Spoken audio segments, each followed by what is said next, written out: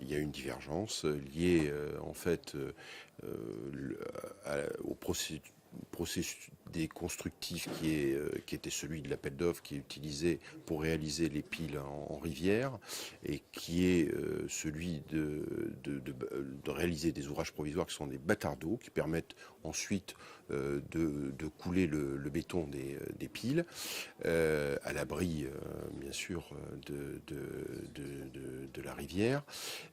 Ces ouvrages ont été décrits parfaitement décrits dans l'appel d'offres et il s'avère que suite à l'attribution du marché, il y a eu une mise au point qui n'a pas fait l'objet de la part de la maîtrise d'œuvre, d'observations particulières dans les notes de calcul qu'on a remis sur les hypothèses qui étaient celles du marché, et que lorsqu'il y a eu une mission géotechnique complémentaire, une G3, qu'on appelle une G3, il s'est avéré que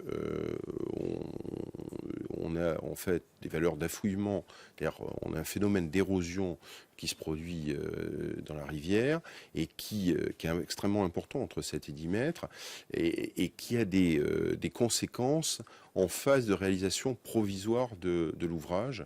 Et en fait, on est obligé de protéger cet ouvrage, ce bâtard d'eau, par la pose d'enrochements ou de gabions qui permettent d'assurer la réalisation des travaux de réalisation des piles en toute sécurité. Ce n'était pas prévisible au travers des données qu'on avait à l'appel d'offres. Comment est-ce possible que ce ne soit pas prévisible alors qu'on a construit il n'y a pas si longtemps sur cette Garonne, le pont Chaban-Delmas? Oui, alors ça je peux l'expliquer. Le pont Chaban-Delmas en fait été construit est en aval du pont de Pierre.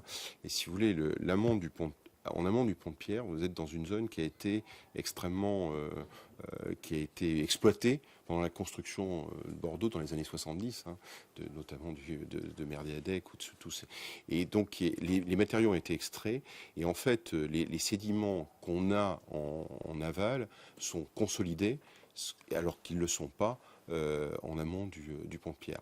Donc, et ce phénomène d'érosion est en plus amplifié par aussi la conception de l'ouvrage qui est extrêmement large, puisqu'on a un ouvrage qui fait 40 mètres, donc ce qui est assez exceptionnel, donc des piles aussi d'importance exceptionnelle. Comment expliquez-vous qu'on s'aperçoive de ce phénomène d'érosion aussi tardivement dans la construction de ce pont Simone Veil? Très clairement, il a manqué sans doute des études hydrogéologiques dynamiques qui aurait permis de se rendre compte de cette problématique. Mais ça, c'est en phase de conception. Je veux dire, c'est pas... Quand on répond à un appel d'offres en loi MOP, on a 2 mois pour étudier un projet et on est incapable de faire ce type d'études dans cette phase-là. Très clairement. La faute est partagée, c'est ce que vous dites. Non, je ne dis pas qu'elle est partagée, je dis qu'elle reste de la responsabilité du concepteur. Voilà.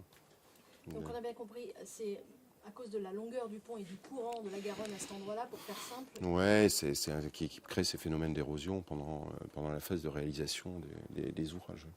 Une médiation, c'est un moindre mal pour vous? Je pense que, si vous voulez, oui, c'est un moindre mal parce que ça permet, dans un délai court, en fait, d'arriver à dire, déterminer des responsabilités, parce qu'évidemment, je conçois que il faut déterminer où sont les responsabilités quelque part, et d'un autre côté, de se renforcer techniquement sur ce qu'il faut faire. À un moment donné, puisque clairement, on a aussi des divergences entre la maîtrise d'œuvre et nous, quoi. Voilà. Et sur aussi d'autres sujets qui sont liés.